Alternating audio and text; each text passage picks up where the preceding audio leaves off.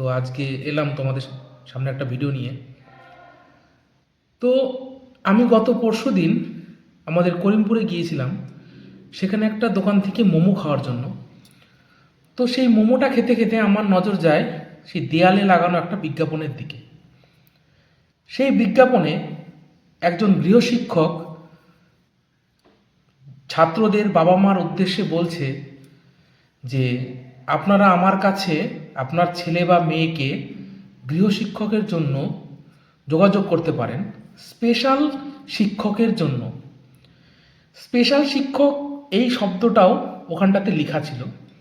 আর আরেকটা লাইন যেটা লেখা ছিল সেটা হচ্ছে যে আমার কাছে আপনার ছেলে বা মেয়েকে যদি আপনারা পাঠান তাহলে তারা 1 থেকে 10-এর মধ্যে র্যাঙ্ক করবে। তো এইটা যদি আমি একটু অন্যরকমভাবে বলি, যদি সেখানে 11 বা 12 জন বাবা মা তার ছেলে মেয়েদের সেখানে ভর্তি করায়, তাহলে 10 নম্বরের পরে যারা থাকবে তাদের র্যাঙ্ক কত হবে? এই ব্যাপারটা একটু হাস্যজনক হলেও এই ভিডিওটা থেকে বোঝা যাচ্ছে যে আমরা পশ্চিমবঙ্গের শিক্ষিত ছেলেমেয়েরা বেকারত্বের কতটা চরম সীমায় পৌঁছে গেছি, যে জন্য একজন গৃহশিক্ষককে এমন দাবি করতে হচ্ছে যে আপনার ছেলে মেয়েকে আমি 1 থেকে 10-এর মধ্যে র্যাঙ্ক করাবো। যেখানে ক্লাসে প্রচুর স্টুডেন্ট থাকে, এই বিজ্ঞাপনটা দেখে যদি তার কাছে 30 জন স্টুডেন্ট যায় তাহলে 30 জনের র্যাঙ্ক কিভাবে হবে? 1 থেকে 10 পর্যন্ত হবে, আর বাকিগুলো কি করবে?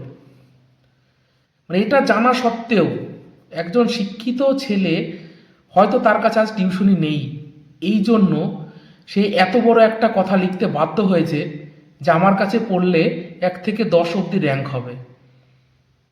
বেকারত্বের এতটা চরম সীমায় আমরা পৌঁছে গেছি, কোনো একটা চাকরির দিনে রেল স্টেশন বা বাস স্ট্যান্ড দেখলে বোঝা যায় যে পশ্চিমবঙ্গে তথা ভারতে আমরা কত বেকার মানুষ আছি, শিক্ষিত বেকার, যেখানে তাদের কর্মসংস্থানের কোনো উদ্দেশ্য কারণ নেই।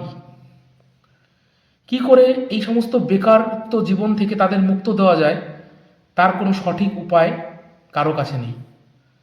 আর শিক্ষিত মানুষরা রাস্তাঘাটে বিভিন্ন রকম ব্যবসা করে চলছে।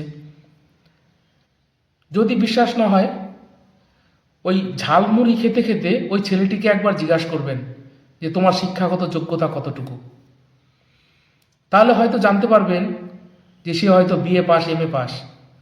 আর চাকরির অভাবের কারণে সে আজ এইরকম একটা রুটি রোজগারের পথ বেছে নিয়েছে। কারণ চাকরি হোক বা না হোক, জীবন তো থেমে থাকবে না। আর কিছু করে খাওয়ার জন্য চাকরিটা মেন উপায় নয়। সেই জন্য জীবনে চলার পথে কিছু না কিছু ব্যবসা তাকে করতেই হয়। আজ যে ছেলে বা মেয়েগুলো কলেজের প্রাঙ্গণে পৌঁছায় বড় বড় স্বপ্ন নিয়ে যে তারা একদিন গৃহশিক্ষক হবে, কলেজের শিক্ষক হবে, স্কুলের শিক্ষক হবে, কিন্তু তারা যখন কলেজ পার করে, ইউনিভার্সিটিতে যায়, আস্তে আস্তে তাদের স্বপ্নগুলো বিলীন হতে থাকে। কারণ কোনো কর্মসংস্থান নেই, মানুষের চাকরির অভাব, বেকারত্বের পরিমাণ বেশি। আজকে একটা চাপরাশির চাকরির জন্য এমএ, বিএ, পিএইচডি, এমবিএ করা লোকজন অ্যাপ্লাই করে। আজ আমি এই কথাগুলো বলছি ওই যে পোস্টটা আমি দেখেছিলাম তার জন্য। পোস্টটা আমি দিয়ে দেবো, তোমরা অবশ্যই লেখাটা দেখো। কিন্তু এই যে বেকার শিক্ষিত ছেলেটা এরকম পোস্ট দিতে বাধ্য হয়েছে, একে কেউ ফোন করে ডিস্টার্ব করো না। তার একটাই কারণ, তার কাছে হয়তো কোনো রাস্তা নেই জীবনে চলার জন্য, আর্থিকভাবে উন্নতি করার জন্য। সেই জন্য সে এইরকম একটা পোস্ট দিতে বাধ্য হয়েছে। এই জন্য দায়ী কে, সেটা তোমাদের কাছেই জানতে চাইলাম।